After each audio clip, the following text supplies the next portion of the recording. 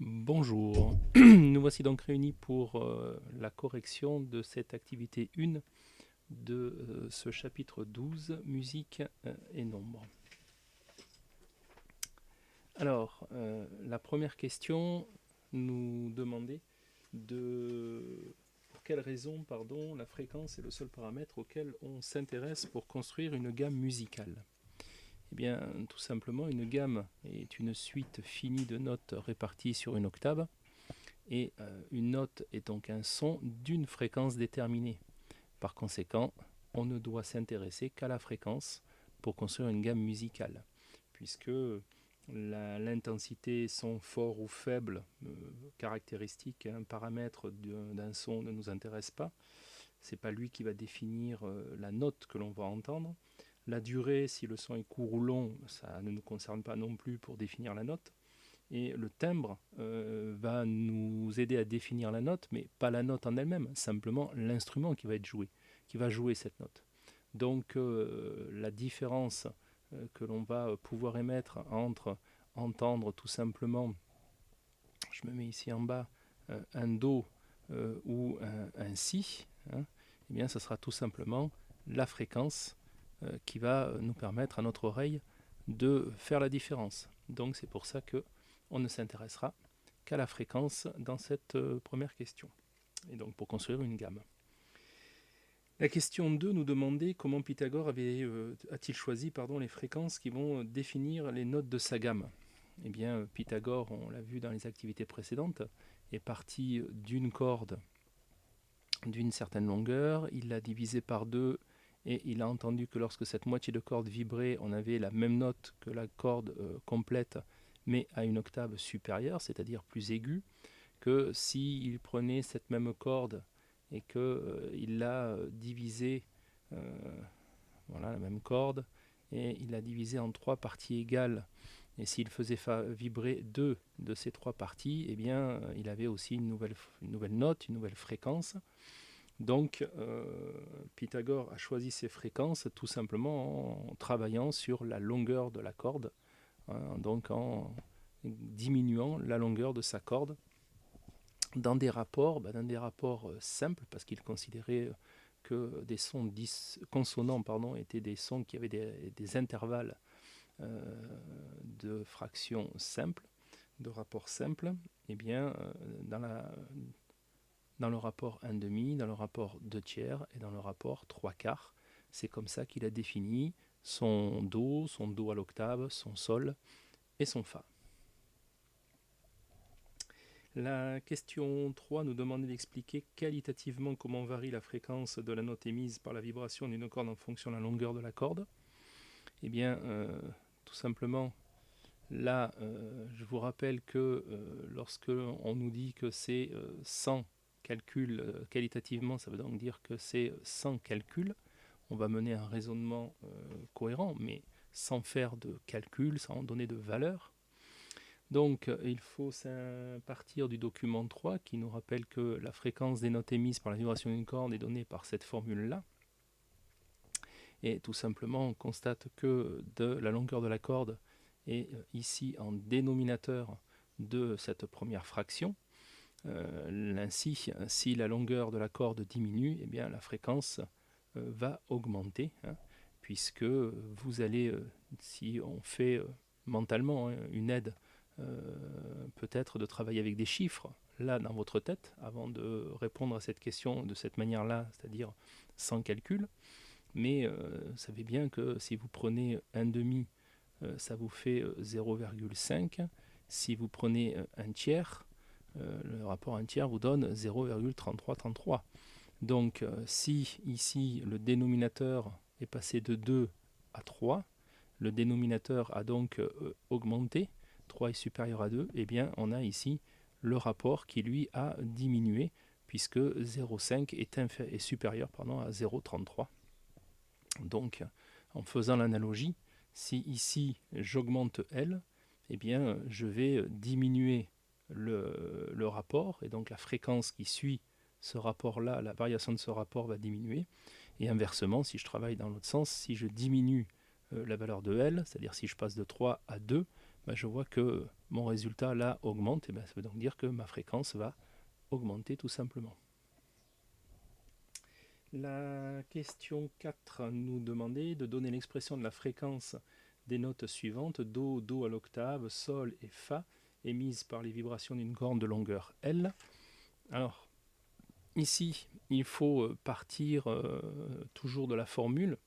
Alors, on va, pour simplifier, plutôt que d'appeler L, j'appelle L0 la longueur de la corde qui est capable de jouer une note et la note de départ, donc le Do, qui est, je considère que c'est ma note de départ.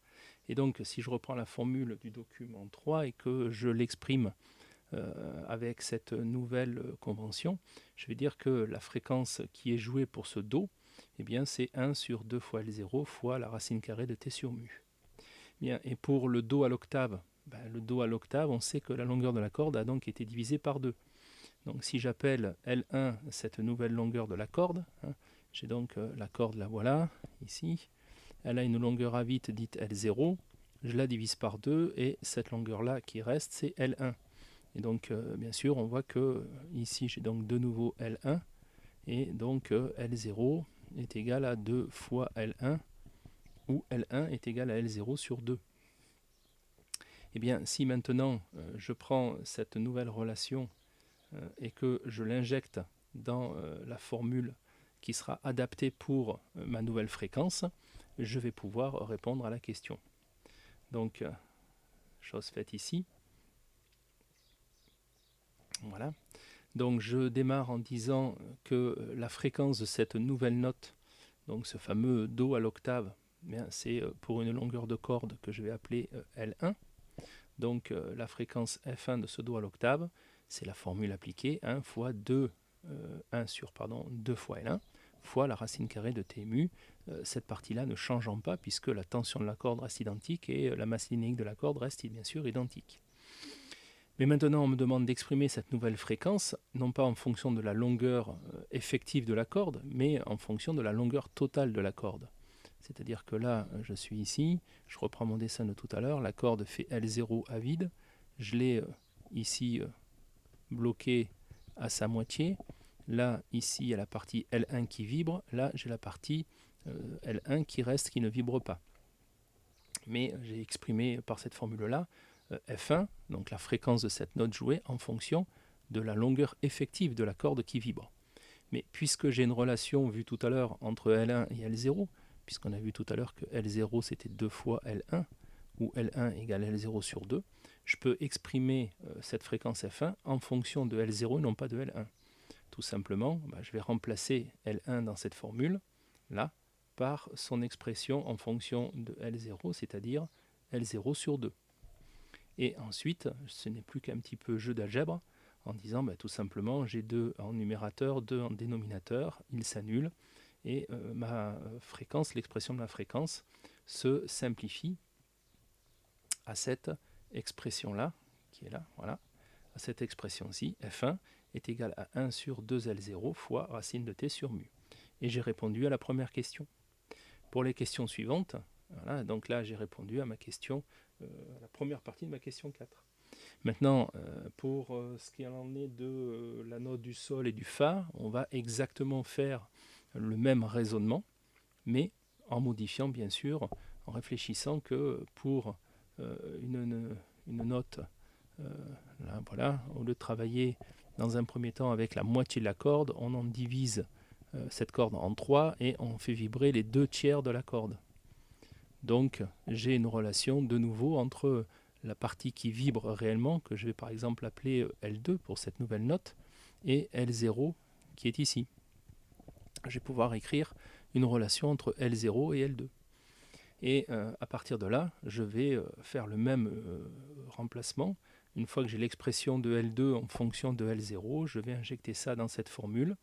Ici, j'aurai F2 égale 1 sur 2 fois L1, et je refais un petit peu d'algèbre, de simplification, et j'obtiens mes relations. Donc les relations, les voici.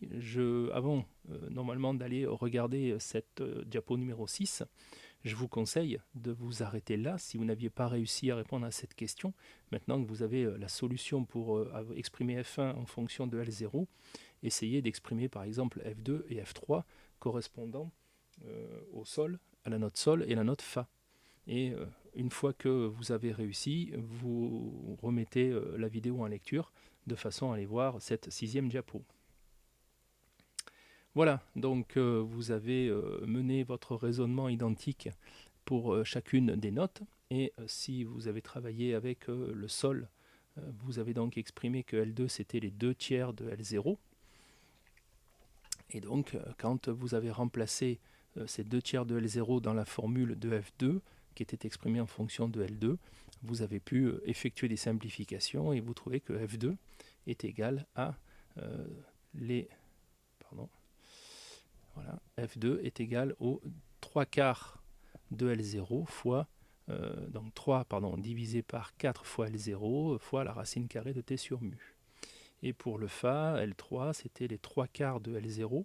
Et donc ça vous donne que F3 a pour expression 2 sur 3 fois L0 fois la racine de t sur mu. Alors la question 5, on nous demande de calculer l'intervalle entre les notes suivantes, le Do, Do à l'octave, le Do, le Sol, le Do et le Fa, émis par une même corde, et de commenter ces résultats. Eh bien, vous tenez un raisonnement tout simple, hein, vous savez que d'après la définition, l'intervalle entre deux notes, c'est tout simplement le rapport de ces deux notes.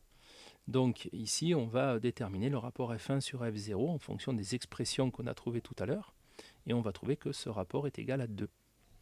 Alors, comment on mène cette opération? Là, vous avez donc F0, expression qu'on a trouvée au départ, c'est 1 sur 2 fois L0 fois racine de t sur mu. F1, on l'a trouvé, c'est 1 sur L0 fois racine de t sur mu. Donc, lorsque vous allez effectuer la division de F1 par F2, vous voyez que vous avez ce facteur-là qui est identique entre le numérateur et le dénominateur. Donc ces deux facteurs vont s'éliminer, vont se simplifier dans votre rapport. Et vous allez avoir ici ça sur ça. Et là, même chose, vous retrouvez que 1 sur L0, donc vous avez retrouvé le terme L0 qui est ici. Le L0 qui est là en dénominateur, ça va pouvoir se simplifier. Et vous allez trouver donc que votre rapport F1 sur F0 va vous donner 2, hein, puisque quand vous allez faire F1, vous allez écrire 1 sur L0 divisé par 1 sur 2 fois L0. Donc ce qui va vous donner 1 sur L0 fois l'inverse de cette fraction, c'est-à-dire 2 fois L0 sur 1. Bien entendu, les L0 se simplifient. Le 1, là, on le simplifie, on n'en tient pas compte, et on garde juste le rapport 2 sur 1, donc un rapport de 2.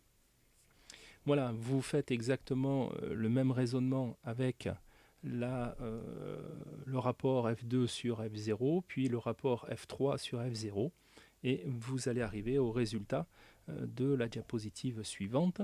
Donc je vous conseille, comme tout à l'heure, de faire une pause, de mettre en pause cette vidéo, d'essayer de résoudre le rapport F2 sur F0, F3 sur F0, et passer ensuite à la diapo 7 pour voir vos résultats.